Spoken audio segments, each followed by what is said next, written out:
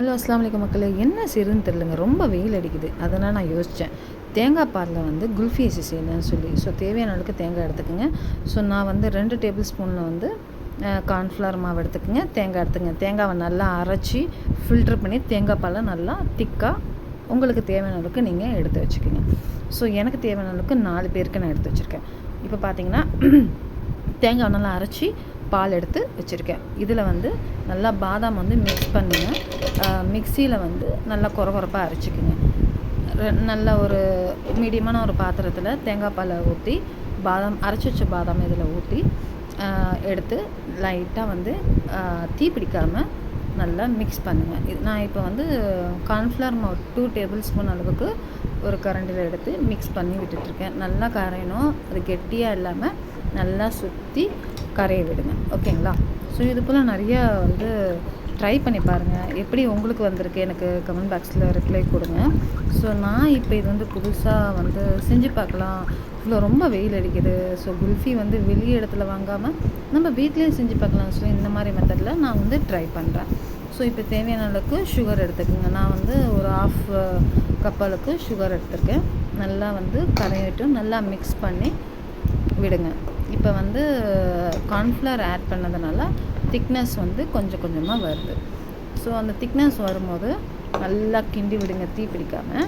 அடியில் வந்து அந்த தீஞ்ச வாடை வந்துச்சுன்னா அதோடைய ஸ்மெல்லு அதோட டெக்ஸ்சர் வந்து மாறும். ஸோ கவனமாக வந்து குக் பண்ணும்போது கவனமாக வந்து மிக்ஸ் பண்ணி விடுங்க.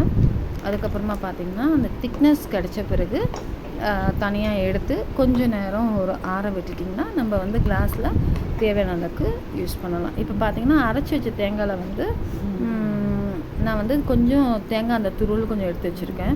ஸோ இதில் கொஞ்சம் ஆட் பண்ணிங்கன்னா அந்த குல்ஃபி ஐஸ் சாப்பிடும் போது நல்லாயிருக்கும். நீங்கள் அதை செஞ்சு சாப்பிட்ட பிறகுனா உங்களுக்கு அது தெரியும் அந்த டெக்ஸ்சர் எப்படி இருக்குன்னு. ஸோ இப்போ பார்த்திங்கன்னா நல்லா திக்னஸ் வந்துடுச்சு. நான் ஆற விட்டு இப்போ கிளாஸில் எடுத்து சர்வ் பண்ணுறேன். ஸோ இதில் பபிள்ஸ் இருந்துச்சுன்னா லைட்டாக ஸ்பூன் வச்சு மிக்ஸ் பண்ணி விட்டுடுங்க.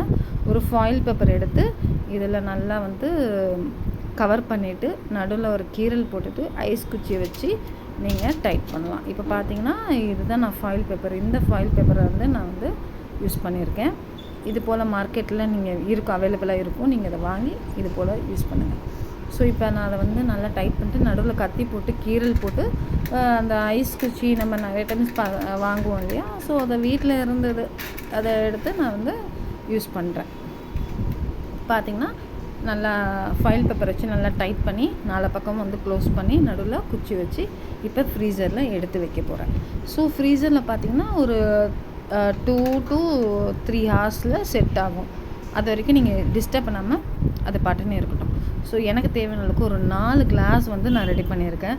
ஸோ எனக்கு கிட்ஸுக்கு ஹஸ்பண்டுக்கு. ஸோ நீங்கள் இந்த மாதிரி ட்ரை பண்ணி பார்த்துட்டு எனக்கு கமெண்ட் பாக்ஸில் கமெண்ட் பண்ணுங்கள் எப்படி வந்திருக்குன்னு. இப்போ பார்த்திங்கன்னா நான் ஃப்ரீசரில் எடுத்து வச்சுட்டு நான் எந்த ஒரு டிஸ்டர்பன்ஸ், ஏன்னா என்னோடய கிட்ஸ் எல்லாம் வந்து வெயிட் பண்ணிகிட்ருக்காங்க எப்படி வரப்போகுது டேஸ்ட் பண்ணுறதுக்கு. ஸோ பார்த்திங்கன்னா ரெடி ஆகிட்டு இப்போ பார்த்திங்கன்னா இந்த ஃபாயில் பேப்பரை ரிமூவ் பண்ணிவிட்டு நான் வந்து எடுக்கிறேன். ஸோ வந்து அடியில் பார்த்திங்கன்னா அது வந்து என்ன சொல்கிறது, அது கோகோனட் மில்க் இல்லையா, அடியிலலாம் வந்து ரொம்ப இழுத்து பிடிச்சிக்கும். ஸோ அதனால் வந்து தண்ணியில் கொஞ்சம் நேரம் கிளாஸை விட்டு எடுத்துட்டிங்கன்னா ஐஸ் வந்து நல்லா சூப்பராக வெளியே வந்துடும். இப்போ பார்த்திங்கன்னா ஐஸ் ரொம்ப சூப்பராக வந்திருக்கு. நானும் வெயிட் பண்ண போகிறதில்ல, நானும் கிட்ஸுக்கு ஹஸ்பண்டுக்கு கொடுத்துட்டு நானும் சாப்பிட்டு பார்க்க போகிறேன். இந்த வெயிலுக்கு ரொம்ப இதமான ஒரு ஹெல்த்தியான வந்து குல்ஃபி ஐஸ்ன்னு சொல்லலாம். கண்டிப்பாக ட்ரை பண்ணுங்கள். என்னோடய சேனலை மறக்காமல் சப்ஸ்கிரைப் பண்ணுங்கள். செஞ்சு பார்த்துட்டு எனக்கு கமெண்ட் பாக்ஸில் சொல்லுங்கள் எப்படி வந்திருக்குன்னு.